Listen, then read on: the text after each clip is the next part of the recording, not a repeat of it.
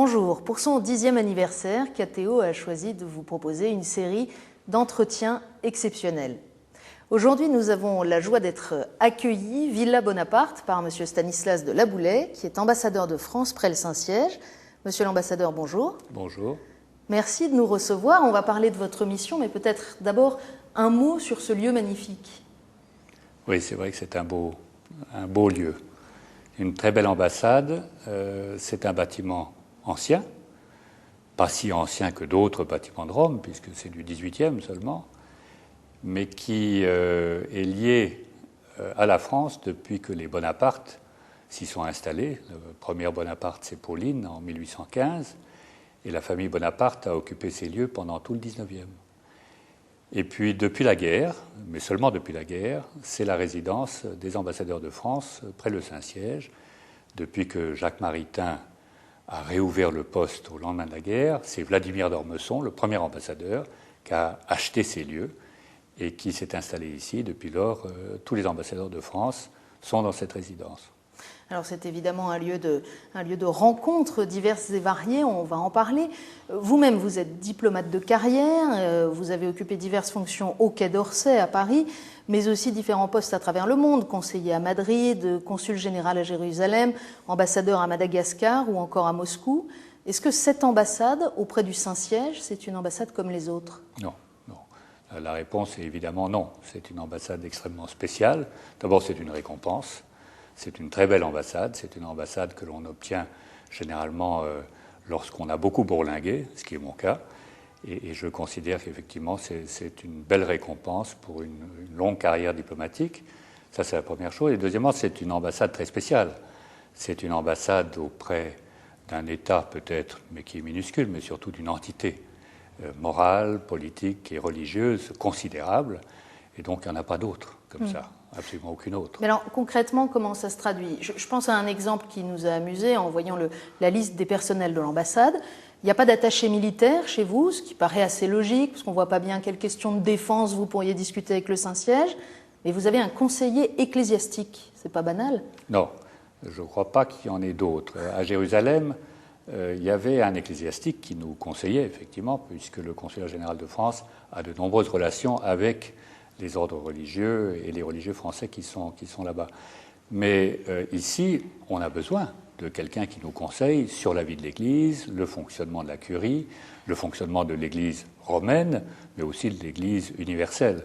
Et c'est pour ça qu'on a besoin d'un conseiller ecclésiastique, et on a la chance d'en avoir un jeune, mais qui suit une tradition ancienne. Il y a toujours eu des conseillers ecclésiastiques à l'ambassade de France près du Saint-Siège. Et c'est donc un prêtre ? C'est un prêtre. Qui est au service de l'État ?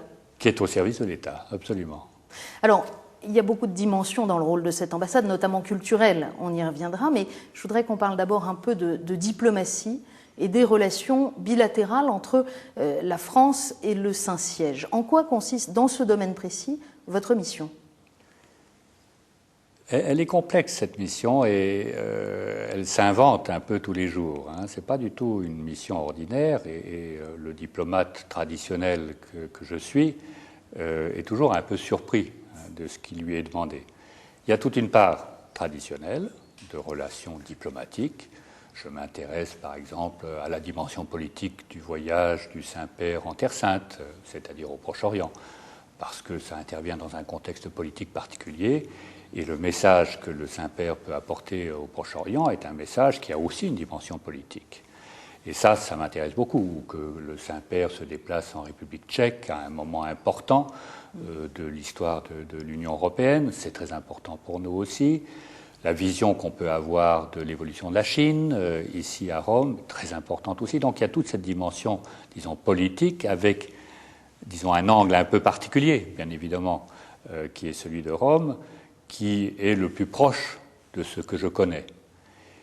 Et puis il y a une autre dimension qui est très importante et qu'on découvre au fur et à mesure de son séjour ici, qui est la dimension, disons, de grands instruments d'influence qu'est le Saint-Siège sur les mouvements d'idées, les grandes valeurs que l'on partage à travers le monde, où, bien évidemment, l'Église catholique joue un rôle très important. Et c'est à nous d'essayer de nous installer au milieu de cela et d'essayer de faire comprendre à nos gouvernements comment on réfléchit, comment on envisage les choses et comment, sur le moyen et le long terme, évoluent les grandes idées morales et politiques qui, dans une grande mesure, émanent de cette ville. Vous faites un peu office de décodeur, ça marche dans les deux sens. Oui, mais ça c'est le métier diplomatique par excellence.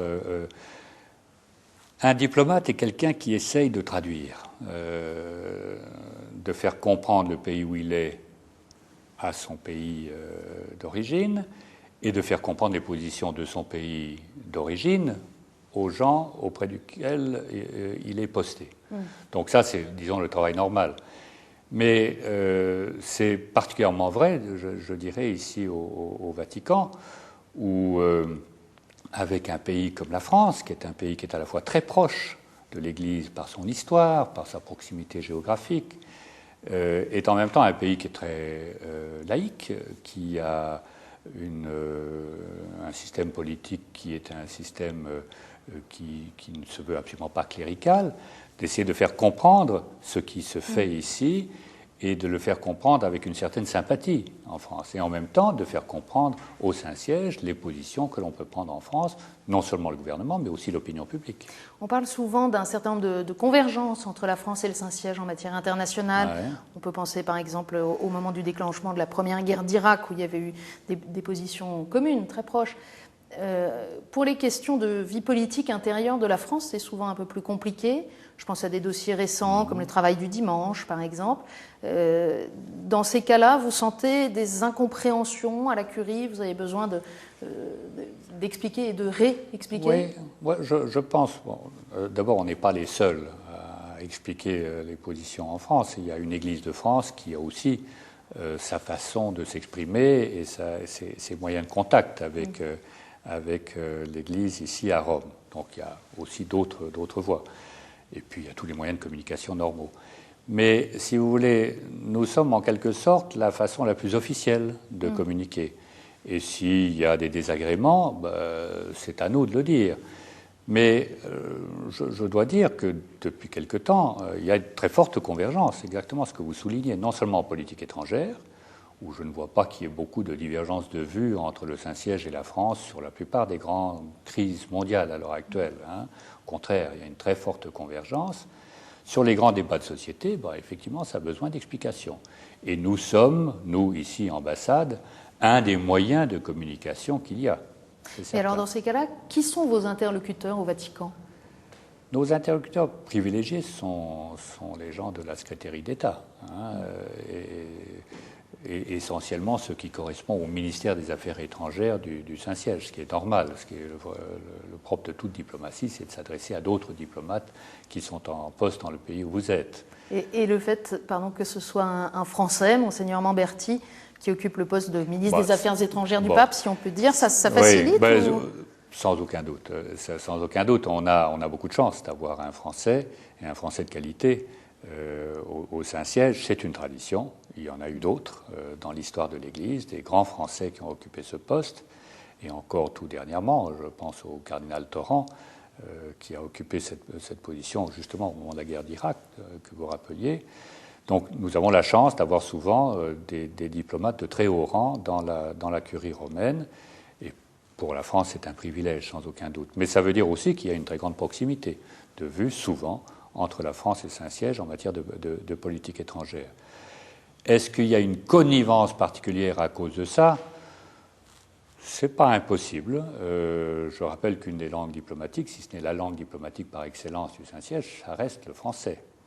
Donc ça, c'est aussi un point qui nous rapproche du Saint-Siège. Chaque année, le pape fait son discours au corps diplomatique en français. Les téléspectateurs de KTO ont l'occasion de le suivre. Vous citiez le cardinal Torrent. Il y a beaucoup de représentants de la France dans les organes de la Curie. Il y a plusieurs cardinaux français à la Curie.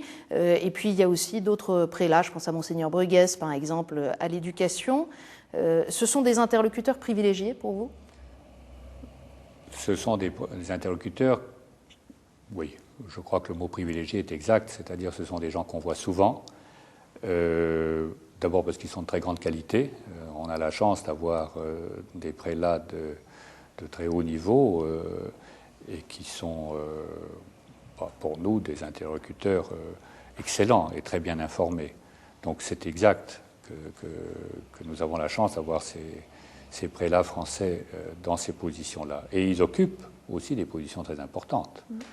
Et donc c'est bon pour nous de les connaître et de les fréquenter. Et ils nous font le plaisir de venir nous voir souvent aussi dans cette ambassade.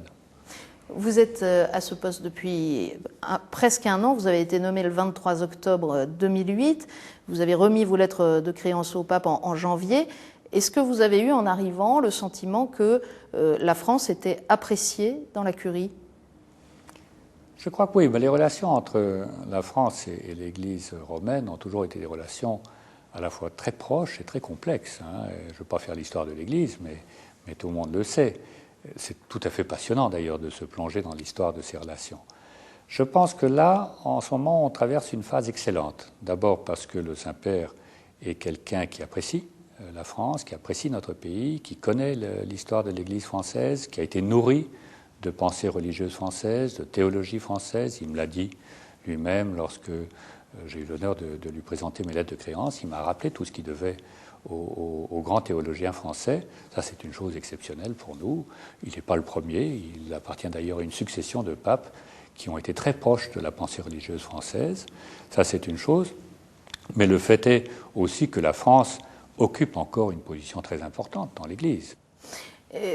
La laïcité apaisée ou la laïcité positive dont on parle depuis quelques mois maintenant, en particulier depuis la visite du président Sarkozy au Latran en décembre 2007, c'est quelque chose dont on vous parle dans les services de la Curie ? Très souvent, et à commencer par le Saint-Père lui-même, qui a beaucoup apprécié les propos que le président de la République a tenus au Latran lors de sa venue en 2007, élaborant un concept qui est celui de laïcité positive, c'est les termes qu'il a employés, pour indiquer que la religion pouvait être vue précisément dans la société civile comme un apport, comme contribuant à la réflexion de la société civile et même à son comportement collectif, et de façon tout à fait productive. Et donc ça a été écouté avec beaucoup d'intérêt du côté du Saint-Siège et apprécié. Et je crois que là, il y a quelque chose de très intéressant. Bon, maintenant, il s'agit de mettre en œuvre cette laïcité positive et voir comment ça peut marcher en pratique dans une société complexe comme celle de la France. Mais je sais que c'est non seulement vu avec intérêt du côté de Rome, mais il y a beaucoup d'autres pays européens qui regardent avec intérêt comment s'élabore cette laïcité positive dans ce laboratoire tellement intéressant pour l'Église que reste la France. Alors une ambassade, par définition, c'est aussi un lieu de passage, en particulier des politiques français quand ils sont dans le pays concerné. Est-ce que vous recevez à l'ambassade auprès du Saint-Siège la visite de nombreuses personnalités politiques ? Jamais assez, on en voudrait plus. Mais là, tout dernièrement, on a eu le Premier ministre qui est venu pendant 2 jours à l'occasion des cérémonies de canonisation, mais qui a pu être reçu par le pape, qui a pu être reçu aussi par le cardinal secrétaire d'État, le cardinal Bertone, qui a donc pu avoir des conversations intéressantes et vraiment approfondies avec le pape et le secrétaire d'État. Ça, ce sont des moments privilégiés. Mais ce voyage succède au voyage du pape en France et puis surtout au voyage un peu avant, qui a initié ce mouvement du président de la République ici au Latran, à l'occasion duquel il a parlé de cette laïcité positive.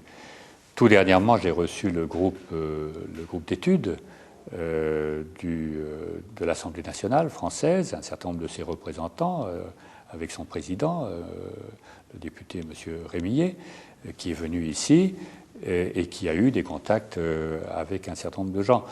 Il y a des hauts fonctionnaires français qui passent, il y a un certain nombre de personnalités politiques, disons des ministres, qui passent à l'occasion. On aimerait bien évidemment qu'il y en ait davantage.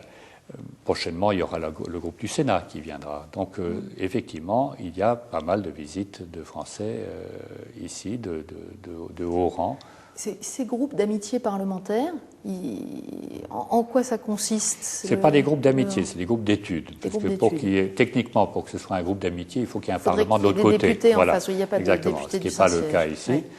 Mais ce sont des groupes d'études, en fait c'est un peu la même chose. Au fond, ce sont des députés qui sont intéressés par ce qui se passe ici à Rome. C'est un groupe d'ailleurs important, je ne me souviens plus exactement du nom, mais c'est un des groupes les plus importants du Parlement, et qui, en quelque sorte, écoute avec intérêt les points de vue de Rome, et qui se font aussi, dans une certaine mesure, les interprètes de ces positions en France et dans leur circonscription. Et donc, ils entretiennent, eux aussi, comme nous à l'ambassade, cette relation constante entre la France et le Saint-Siège. Est-ce que vous recevez aussi la visite d'évêques français quand ils sont de passage à Rome? Beaucoup, et j'espère de plus en plus. C'est important pour nous. Les évêques, c'est un peu comme les préfets, ils sont là dans leur diocèse, connaissant admirablement la réalité sociale, culturelle, religieuse de leur région, et ils ont une connaissance intime de la France. Donc pour nous, qui représentons notre pays ici à Rome, c'est très important que les évêques puissent venir nous renseigner. Et j'ai pris l'habitude de les recevoir, comme mes prédécesseurs d'ailleurs, à ma table ici, souvent c'est dans ce cadre-là, et nous parlons à bâton rompu et de façon très confidentielle de comment ils voient les choses, quels sont les problèmes spécifiques de leur diocèse, quels sont leurs objectifs, comment ils travaillent dans le cadre de l'Église de France, quelles sont leurs relations avec Rome, quels sont les problèmes qu'ils portent, comment ils voient le dialogue interreligieux. Ça, c'est un grand sujet du moment, un sujet particulièrement intéressant en France. Et tous ces sujets, nous en débattons, et ça me permet à moi ensuite de mieux parler, et en connaissance de cause, à mes interlocuteurs romains, de cette Église de France et de la réalité française. Alors vous avez bien entendu une mission diplomatique, mais vous avez aussi ici une mission culturelle. Quelle est la mission culturelle de l'ambassade auprès du Saint-Siège? Je crois que presque plus que dans n'importe quel autre poste, maintenant qu'on parle beaucoup de politique d'influence ou de diplomatie d'influence, cet aspect-là de notre travail est essentiel. Au lendemain de la guerre, le premier ambassadeur, celui que le général de Gaulle avait nommé, Jacques Maritain, le philosophe, avait décidé de créer un centre culturel pour précisément amener la pensée religieuse française, la pensée théologique française, avec ses représentants les plus éminents, ici à Rome, pour les mettre en contact avec la curie romaine en réalité. Et il faut dire que c'était une époque où pas mal de ces penseurs, à commencer par Maritain lui-même, étaient vus avec une certaine suspicion ici à Rome. Donc il a fait un travail exceptionnel, remarquable, au point que énormément de gens, grâce à ce centre Saint-Louis qu'il a créé, ont été mis en contact, non seulement avec la littérature, parce que les écrivains français catholiques étaient connus, des gens comme Bernanos, des gens comme Mauriac, étaient très connus, Claudel était très connu ici en Italie ou dans les milieux de l'Église. Mais ça allait plus loin, c'était des gens comme le père de Lubac, comme le futur cardinal d'Agnello, comme Congar. Ces gens-là aussi, il leur a permis de s'exprimer, d'exposer leurs idées, et ils ont eu un rôle considérable. Dans une certaine mesure, c'est grâce à ça que beaucoup de la réflexion que l'on a retrouvée ensuite dans le Concile Vatican II s'est retrouvée. Mais ça, c'était à l'époque. Aujourd'hui, on a la concurrence d'abord de beaucoup d'autres centres culturels qui existent à Rome, ou d'académies, etc. Il y a toutes ces universités pontificales. Donc on n'est plus du tout dans la position privilégiée où on était au lendemain de la guerre. Ça, c'est la première chose. Donc la concurrence, le fait que ce genre de colloques ou de conférences attire moins les foules qu'autrefois, le fait aussi que la langue française soit beaucoup moins répandue qu'elle n'a été. Les gens parlent moins le français, c'est plus du tout dans la situation où nous étions au lendemain de la guerre. Et puis, je le dirais aussi que Internet a beaucoup changé les choses. Alors, il faut se moderniser, il faut essayer d'être inventif, il faut essayer de trouver des nouvelles modalités et surtout des créneaux dans lesquels on peut exprimer, à mon avis, des idées intéressantes, parce que je crois que la France continue de fournir des idées, brasser toute une réflexion intellectuelle qui mérite d'être dite ici à Rome. Il y a ce centre culturel Saint-Louis de France, il y a aussi d'autres établissements peut-être un peu plus curieux qui sont sous la tutelle de votre ambassade. Je pense aux pieux établissements de la France à Rome et à Lorette, qui sont constitués d'un certain nombre de bâtiments, mais parmi lesquels tout de même 5 églises. Ça non plus, c'est pas banal. Non, ça c'est très inhabituel. On n'est pas la seule nation à Rome à avoir des pieux établissements. D'anciennes grandes nations catholiques comme l'Espagne ou le Portugal ont également des établissements. Ça, c'est le fruit de l'histoire. Depuis toujours, Rome attire les pèlerins. Les pèlerins, ils arrivaient ici, parfois ils étaient malades, en mauvaise santé, parfois ils mouraient ici. Donc il fallait des hôpitaux, il fallait des églises pour les accueillir, il fallait des hôtels pour les loger. Et peu à peu, à travers les siècles, il y a eu des legs, des dons de personnes qui étaient plus fortunées et qui, pour ces pèlerins français, faisaient des donations. Et progressivement, toutes ces donations françaises se sont accumulées. Et au début de la Révolution française, le pape de l'époque a donné à mon prédécesseur de l'époque, qui était l'ambassadeur de France, le cardinal de Bernis, la charge de regrouper l'ensemble de ces donations dans une fondation de droit pontifical, et il l'a mis à la tête de cette fondation. D'ailleurs, ça a permis au cardinal de Bernis de survivre pendant les quelques années qui lui restaient à vivre, et surtout, ça a mis l'ensemble de ses biens ensemble dans cette fondation qui a traversé les aléas de l'histoire depuis cette époque-là, et qui existe encore en tant que telle, fondation de droit pontifical. Et bien évidemment, il y a non seulement ces 5 églises, dont 2 très connues de tous les visiteurs de Rome, la Trinité de Mont, en haut de la place d'Espagne, et puis Saint-Louis des Français, qui est l'église par excellence de la colonie française ici à Rome. Mais alors, qu'est-ce que l'ambassadeur a à voir avec ces églises? Ça veut dire que si on veut refaire la façade, c'est par vous que ça passe? La fondation des pieux établissements est régie par une congrégation et je préside cette congrégation. Donc je dirige cette congrégation avec un conseil bien évidemment qui m'entoure et on gère ces biens français et on restaure, comme on fait à l'heure actuelle, la façade de Saint-Louis des Français, on entretient la Trinité des Monts. Ça participe du patrimoine romain et bien évidemment les autorités italiennes sont très intéressées au travail que nous pouvons faire et nous le faisons en étroite liaison avec elles. Monsieur l'ambassadeur, nous arrivons déjà quasiment au terme de cet entretien. Depuis ces quelques mois passés à Rome, qu'est-ce qui est le plus difficile dans votre mission? Je crois c'est de se retrouver face à cette organisation très ancienne qu'est l'Église, très complexe, et d'essayer de comprendre comment ça fonctionne, quels sont les mécanismes et ce que l'on essaye de vous dire. Je vous dirais que c'est le travail par excellence de tout diplomate lorsqu'il se retrouve dans un environnement différent. Mais je dois dire que c'est très surprenant, alors qu'on est si proche, qu'on appartient à une culture qui est chrétienne, c'est extraordinairement surprenant pour un diplomate de découvrir un monde aussi complexe que celui que constitue l'Église. Bon, c'est difficile, en même temps, c'est extraordinairement passionnant, ça je peux vous dire. Vous diriez que c'est aussi ça le plus intéressant? Oui, c'est très intéressant, comme c'est aussi intéressant de plonger dans une réalité qui est si proche de nous et qui en même temps va trouver ses racines dans une histoire aussi lointaine. Monsieur l'ambassadeur, merci beaucoup de nous avoir accueillis. C'est moi qui vous remercie. Au revoir.